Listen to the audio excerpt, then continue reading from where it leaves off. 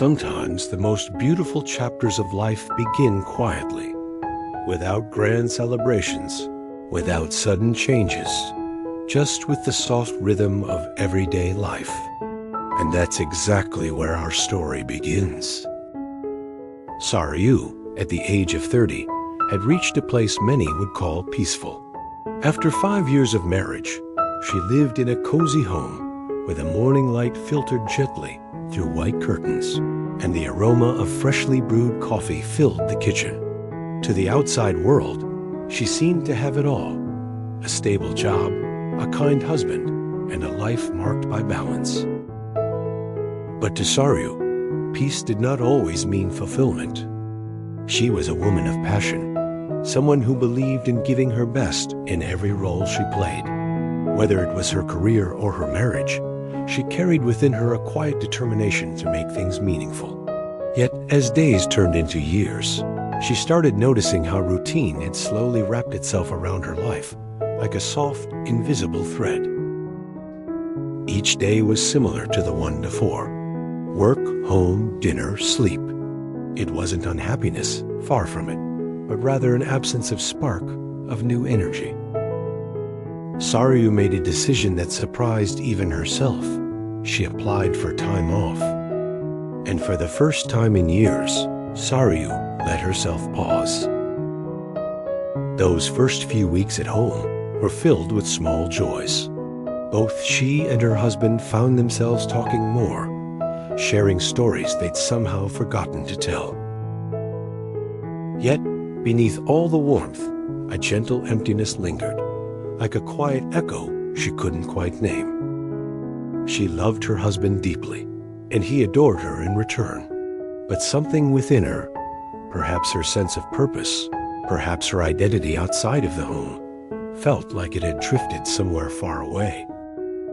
And that's when she began to realize something important.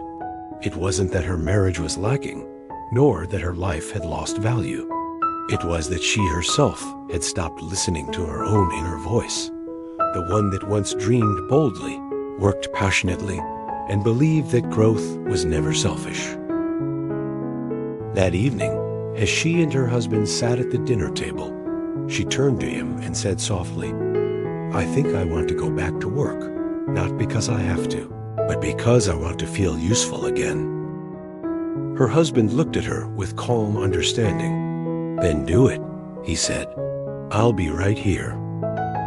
And with that simple decision, Saryu's next chapter began, one that would teach her that rediscovery is not about changing who you are, but about remembering what makes you whole.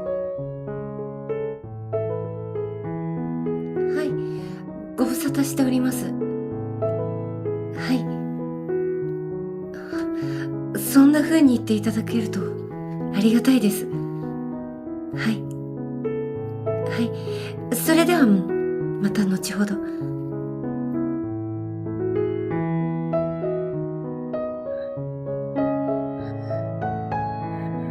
早速今日から？上司からの電話で復職の面談に来てくれって。ねえ、どうかな、久々の仕事着。似合って。いいじゃん。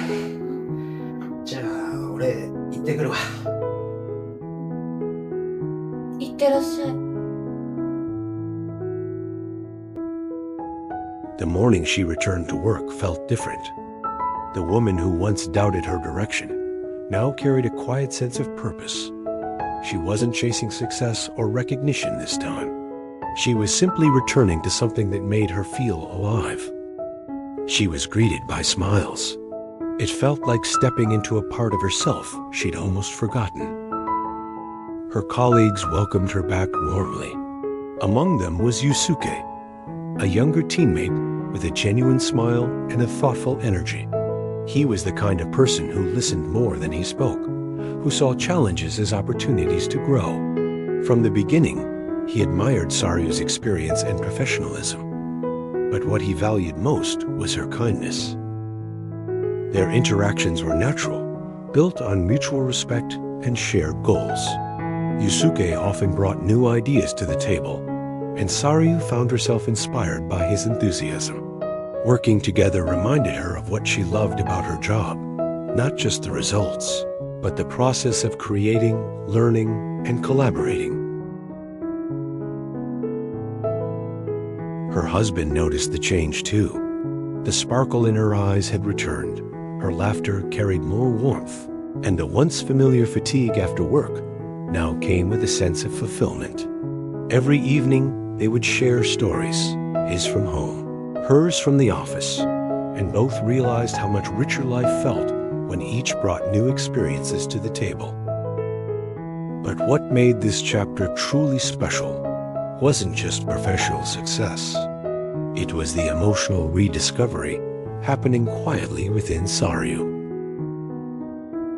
Saryu realized that renewal isn't a sudden transformation. It's a slow awakening, the kind that happens when you start choosing yourself again, little by little. With each day, she grew stronger. She led her team with empathy, balanced work, and home with grace, and learned that being enough didn't mean being perfect. It meant being present.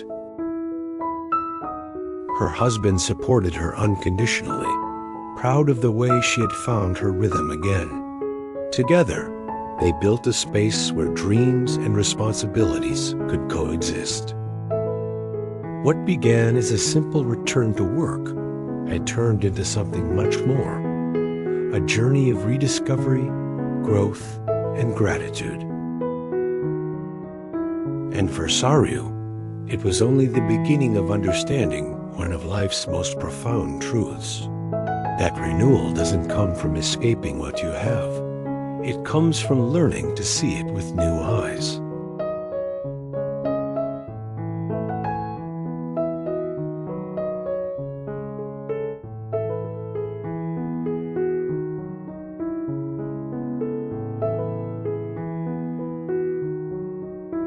Change, no matter how positive, always carries a quiet tension, that invisible weight between who we were and who we're becoming.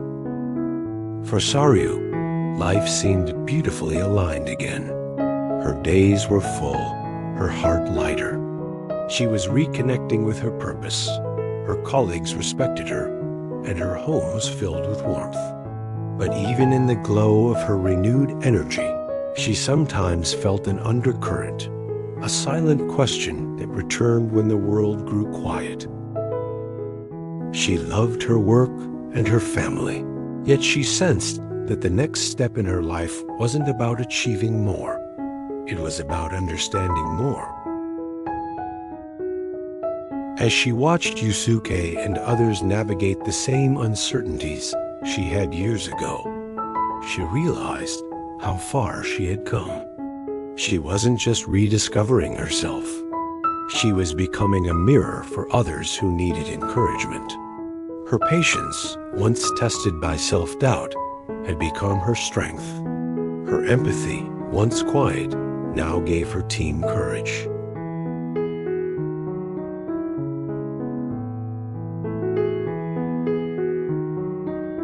But the real turning point came a few weeks later, when Saryu received unexpected news.